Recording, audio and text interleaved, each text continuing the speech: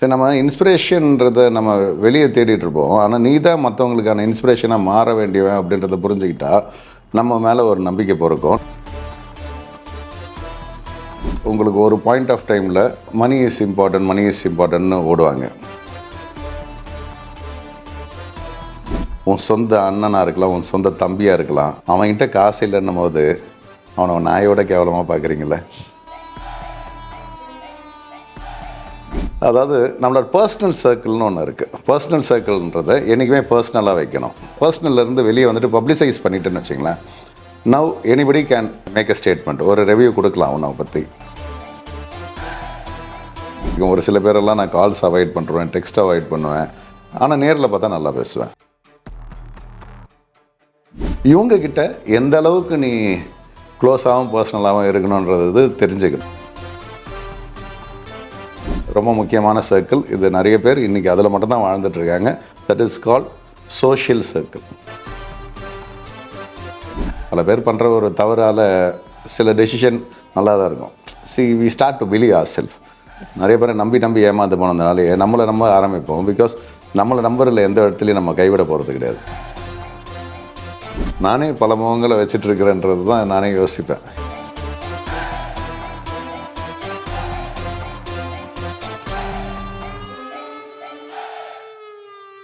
Doctor Alfred அவர்களை நாங்கள் மேடை பேச்சாளராக, லைஃப் கோச்சாக, காலேஜ் ஸ்பீக்கராக அண்ட் நிறைய சீஃப் கெஸ்ட்டாக பார்த்துருக்கோம். வீடியோஸில் பார்க்கும்போது என்டையர்லி டிஃப்ரெண்ட் பர்சன். அவர் யாருக்கெல்லாம் என்னென்ன வேணுமோ அதை டெய்லர் மேடுன்னு சொல்லுவாங்க, அந்த மாதிரி ஒரு க்யூரேட் பண்ணி கொடுக்குற ஒரு பர்சன். ஆனால் அவர் டெய்லி லைஃப்பில் ஒரு விஷயத்தை ஃபாலோ பண்ணுறாரு, ஆனால் பீப்புள் அதை எக்ஸ்பெக்டே பண்ண மாட்டாங்க. அப்படின்னா அது என்ன விஷயம் சார்? அதெல்லாம் ஆக்சுவலாக ரிவீல் பண்ணக்கூடாது. ஆனால் this is what Alfred is அப்படின்றத நான் எனக்குள்ள சில விஷயங்களை ஃப்ரேம் பண்ணி வச்சுருப்பேன். என்னென்னா, நான் இப்போ நேரில் பார்க்கும்போது நல்லா பழகுவேன், நல்லா சிரிச்சுட்டு கலகலன்னு இருக்கும், ஒரு ஜாலியான ஒரு பர்சனாக இருக்கிற மாதிரி தெரியும். அந்த ஆல்ஃப்ரெடை ரொம்ப பிடிச்சிடும் வீடியோவில் பார்க்குற ஆல்ஃப்ரெடோட. ஆனால் இவர் எப்போவுமே இப்படி தான் இருப்பாருன்னு போல் அப்படின்னு நினச்சி நீங்கள் அடுத்த நாள் நீங்கள் எனக்கு தொடர்பு கொள்ளணும், என்கிட்ட காண்டாக்ட் பண்ணணும் அப்படின்னு நினச்சாலும் மறுபடியும் அதே மாதிரி பேசுவார் அப்படின்னா கண்டிப்பாக அந்த மாதிரி நான் இருக்க மாட்டேன். வேறு ஒரு பர்சனாக கண்டிப்பாக இருப்பேன். ஸோ அது நான் அப்படியே ஃபாலோ பண்ணிகிட்ருக்கேன். ஒரு சில பேரெல்லாம் நான் கால்ஸ் அவாய்ட் பண்ணுறேன், டெக்ஸ்ட் அவாய்ட் பண்ணுவேன், ஆனால் நேரில் பார்த்தா நல்லா பேசுவேன். ஸோ அவங்களுக்கே ஒரு விசித்திரமான ஒரு மொமெண்ட்டாக இருக்கும்.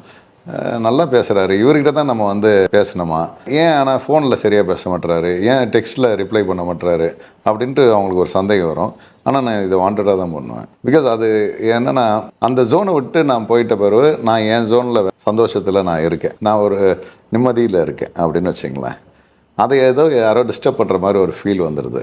அதனால் நான் உங்கள் கிட்டே இருக்கும் போது, பழகும் போது, கூட இருக்கும் போது இருக்கிறது என்னோட 100% நான் கொடுப்பேன். ஐ ஆல்வேஸ் நாட் ஒரு கிவராக தான் இருக்கணுமே தவிர டேக்கராக இருக்கக்கூடாது. நான் அதை எடுத்துக்கிறோன்னான்றத விட கொடுக்குறவனா இருக்கணுன்றது தான் என்னோட ஆசை. அதாவது சந்தோஷத்தை தேடுறதை விட சந்தோஷத்தை கொடுக்குறோன்னா இருப்பேன். அந்த சந்தோஷத்தை உங்ககிட்ட பகிர்ந்துருவேன், அதுதான் நான். ஆனால் அதே போல் எப்போவுமே இருப்பேன்னு கண்டிப்பாக இருக்க மாட்டேன். இது வாட் ஆல்ஃப்ரெட் இஸ் அப்படின்றத நம்ம ஒரு பாயிண்டில் நம்ம வரைமுறைப்படுத்திட முடியாது. நானே பல முகங்களை வச்சிட்ருக்கிறேன்றது தான் நானே யோசிப்பேன். ஆமாம்ல, இவங்ககிட்ட பழகும் போது இப்படி பழகிறேன், இவங்ககிட்ட பேசும்போது இப்படி பேசுகிறேன். ஸோ ஒவ்வொருத்தர் ஒவ்வொரு மாதிரி நான் ஒரு இடத்துல நிறுத்தி வச்சுருக்கேன் அப்படி. ஸோ ஒரு அளவுகோல்னுவாங்க, பவுண்ட்ரிஸ் அப்படின்வாங்க. ஸோ இது இஸ் வாட் இட்ஸ். நான் அந்த பவுண்ட்ரிஸை நான் செட் பண்ணியிருக்கேன், அவ்வளோதான். மற்றபடி நீங்கள் நேரில் பார்க்குற ஆல்ஃப்ரெட் தான் ஒரிஜினலோ, இல்லை நான் தனியாக வந்துட்ட பிறகு உங்களை அவாய்ட் பண்ணுற ஆல்ஃப்ரெட் தான் ஒரிஜினல்லாம் கிடையாது. This is called boundaries. எப்போதுமே நீங்கள் அழகாக இன்னொரு விஷயத்த சொல்வீங்க, close circle, personal circle, professional circle. ஆமாம் ஆமாம். அந்த க்ளோஸ் சர்க்கிள் பீப்புளுக்கு தான் தெரியும் நீங்கள் பார்க்குற அந்த கோச் ஆல்ஃப்ரெடும் இல்லை ஒரு வீடியோவில் பார்க்குற ஆல்ஃப்ரெடோ என்டையர்லி டிஃப்ரெண்ட். ஆமாம்.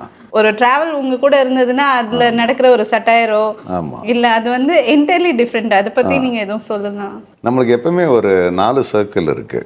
அந்த 4 சர்க்கிள் பேஸ் பண்ணி தான் நம்ம பழகணும் அப்படின்றத நான் சம்டைம்ஸ் என்னோட கிளாஸஸில் சொன்னது. ஆனால் இதுவரையும் வீடியோவில் சொல்லலை. ஆனால் இது வீடியோவில் பதிவாகிறதுக்கான ஒரு வாய்ப்பு இது. உங்களால் இந்த கேள்வி கேட்குறீங்க. அதாவது நம்மளோட பர்சனல் சர்க்கிள்னு ஒன்று இருக்குது. பர்சனல் சர்க்கிள்ன்றதை என்றைக்குமே பர்சனலாக வைக்கணும். அதை நீங்கள் வந்து பப்ளிக்காக பப்ளிசைஸ் பண்ணிடக்கூடாது. இது இஸ் வாட் மை பர்சனல் அப்படின்றத எல்லாருக்கும் தெரிய வச்சுன்னா யார் வேணாலும் சொல்லலாம். சரி, என்ன கூட சமீபத்தில் என்னோட எடிட்டர் கேட்டார் ஒரு கேள்வி. இப்போ அது அவங்களோட பர்சனல், அதை ஏன் நீங்கள் தலையிடுறீங்க அப்படின்னு சொல்லிட்டு பெரிய பெரிய அரசியல்வாதிகள்லேருந்து நடிகர் நடிகைகள் வரையும் வந்து சில பேர் சொல்கிறாங்கல்ல, அவங்க பர்சனலாக இருக்கிற வரையும் பிரச்சனை கிடையாது. நான் யார் கூட வேணாலும் வெளியே போகலாம், யார் கூட வேணாலும் மறைமுகமாக வாழலாம், யார் கூட வேணாலும் தனிப்பட்ட முறையில் இஷ்டத்துக்கு நான் இருக்கலாம். ஆனால் இதை நான் பகிரங்கப்படுத்திட்டு பர்சனல்லேருந்து வெளியே வந்துட்டு பப்ளிசைஸ் பண்ணிட்டேன்னு வச்சிங்களேன், now anybody can make a statement, ஒரு ரிவ்யூ கொடுக்கலாம், உன்னை பற்றி பேசலாம். அதற்கான உரிமையை நீ தான் கொடுத்துருக்க. Because you have revealed publicly, then people will talk. Now it's not personal, not anymore a personal அப்படின்றத நீங்கள் புரிஞ்சுக்கணும். ஸோ அப்போ பர்சனல் சர்க்கிளாகவே வச்சுக்கிறது நல்லது. நீங்கள் யார் கூட பழகுறீங்க, உங்களோட பர்சனல் லைஃப் எப்படிப்பட்டது அப்படின்றத நீங்கள் காட்டவே இல்லை அப்படின்றது நல்லது தானே, புரியுதுங்களா? யாரோட தலையிடம் இருக்காது, யாரும் மூக்கு நுழைக்க மாட்டாங்க, யாரும் வந்து உங்களை பற்றி பேசிட மாட்டாங்க இல்லையா? நீங்களே அதுக்கான வாய்ப்பு கொடுத்துட மாட்டீங்க. That is personal. Now coming to close circle. பர்சனலுக்கும் க்ளோஸுக்கும் என்ன வித்தியாசம் அப்படின்னா, க்ளோஸ் சர்க்கிள்ன்றது என்னோடய ஃப்ரெண்ட்ஸ் கேங்காக இருக்கலாம், என்னோடய ஏரியா மேட்ஸாக இருக்கலாம். நான் ரொம்ப உரிமையாக வாடா போடா மாமா மச்சான்ற லெவலுக்கு பேசுகிற மாதிரியான ஒரு கேங்கு, ஒரு சர்க்கிள். அதே மாதிரி என்னோடய ஆஃபீஸில் உள்ள ஸ்டாஃப்ஸு, ஸோ இல்லை என்னோடய டீம் அப்படின்னு சொல்லிட்டு இருக்கிறது, இதெல்லாம் என்னோடய க்ளோஸ் சர்க்கிள். நடிக்காமல் வாழலாம், புரியுங்களா, இந்த க்ளோஸ் சர்க்கிளில். when it comes to professional சர்க்கிள்னால் யார் அப்படின்னா, நான் ஒரு ஈவெண்ட்ஸ்க்கு போகிறேன், இல்லை நான் ஒரு கம்பெனி நடத்துகிறேன், இல்லை ஏதோ ஒரு இடத்துல ஏதோ ஒரு செக்டாரில் ஒரு நெட்வொர்க்கிங் கைண்ட் ஆஃப் மீட்டிங் போகிறேன், அங்கெல்லாம் நிறைய பேர் நம்ம சந்திக்கிறோம். அவங்களாம் நம்மளுக்கு ப்ரொஃபஷனல் சர்க்கிள். இல்லை நம்ம கூடவே ஒர்க்குக்காக மட்டுமே ட்ராவல் பண்ணுறவங்க எல்லாமே ப்ரொஃபஷனல் சர்க்கிள்.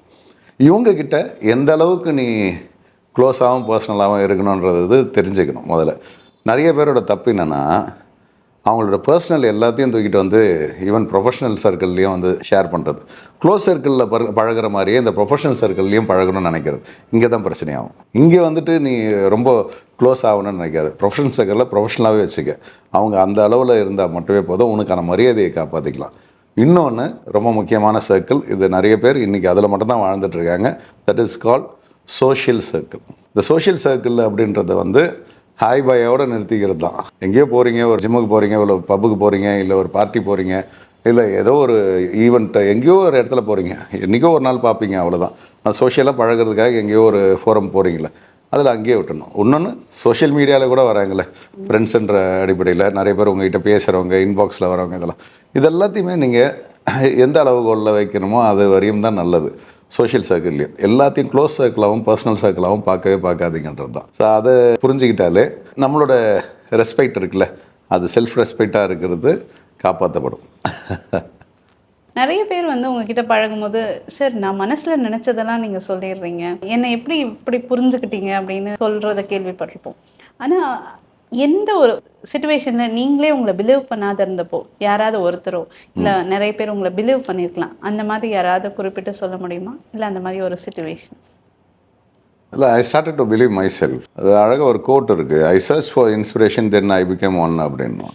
சரி, நம்ம இன்ஸ்பிரேஷன்றதை நம்ம வெளியே தேடிட்டு இருப்போம். ஆனால் நீ தான் மற்றவங்களுக்கான இன்ஸ்பிரேஷனாக மாற வேண்டியவன் அப்படின்றத புரிஞ்சுக்கிட்டா நம்ம மேலே ஒரு நம்பிக்கை போகிறோம். நம்மளால் பல பேருக்கு நம்பிக்கை கொடுக்க முடியும். சரி, நம்ம தோண்டு போகிற நிலமையில் இல்லை நம்ம ஏதோ ஒரு இடத்துல உடஞ்சிட்டோம், இதுக்கு மேலே we are broke, no one is there for me அப்படின்னும் போது, இவங்க இருந்தாங்க அப்படின்னு சொல்கிறதுக்கு இருந்தால் நம்ம அந்த பர்சனை கண்டிப்பாக சொல்லலாம். அப்படி ஒரு பர்சன் இல்லைன்னும் போது தான் நீ உடையிற, அப்படி ஒரு பர்சன் இல்லைன்னும் போது தான் நீ தோண்டு போகிற. ஸோ அப்போ எனக்கு இல்லை. ஸோ அதில் தான் இவ்வளோத்துக்கான ஸ்டார்ட்டு. எல்லாருக்குமே வந்து உங்களுக்கு ஒரு பாயிண்ட் ஆஃப் டைமில் மணி இஸ் இம்பார்ட்டன்ட்னு ஓடுவாங்க. எனக்கும் மணி இஸ் இம்பார்ட்டன்ட் தான், இல்லைன்னு நான் சொல்லவே இல்லை.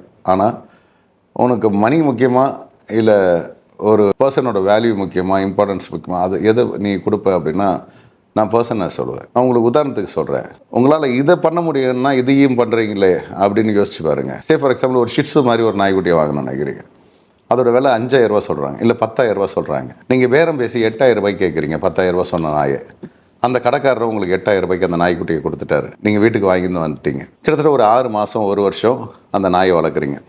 இப்போ அந்த கடைக்காரர் 1 வருஷம் கழித்து உங்கள் வீட்டுக்கு வந்துட்டு, நீங்கள் 8000 ரூபாய்க்கு என்கிட்ட நாய் வாங்கினீங்க, நான் 10000 ரூபா தரேன், அந்த நாயை கொடுத்துருன்னா கொடுத்துருவீங்களா? 15000 ரூபா தரேன், அந்த நாயை கொடுத்துருன்னா இல்லை கொடுக்க மாட்டேன். 50,000 தர அந்த நாயை கொடுத்துருண்ணா இல்லை கொடுக்க மாட்டேன். ஏன் கொடுக்க மாட்டீங்க?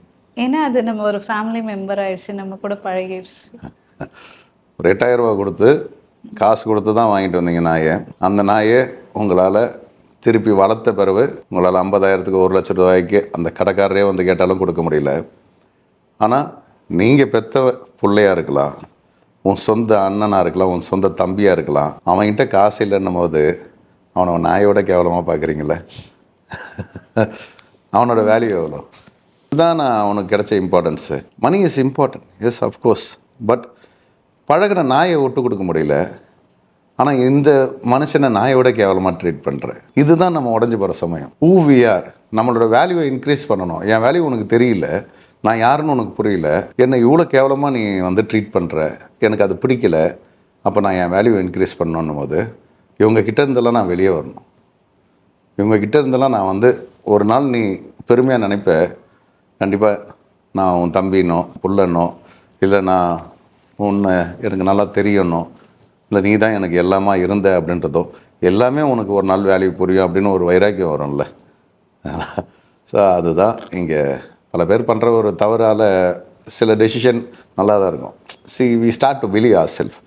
நிறைய பேரை நம்பி ஏமாந்து போனதுனாலே நம்மளை நம்ப ஆரம்பிப்போம். பிகாஸ் நம்மளை நம்பரில் எந்த இடத்துலையும் நம்ம கைவிட போகிறது கிடையாது. நம்ம நம்பினவங்க கைவிடலாம், ஆனால் நம்மளை நம்பினா நான் என்றைக்குமே நான் கைவிட்டது கிடையாது. என்னால் முடியும்னு நான் ஓடிட்டே இருக்கேன். ஏன்னா நிறைய பேர் கூட ட்ராவல் பண்ணுறவங்களே டயர்டாகிடுவாங்க.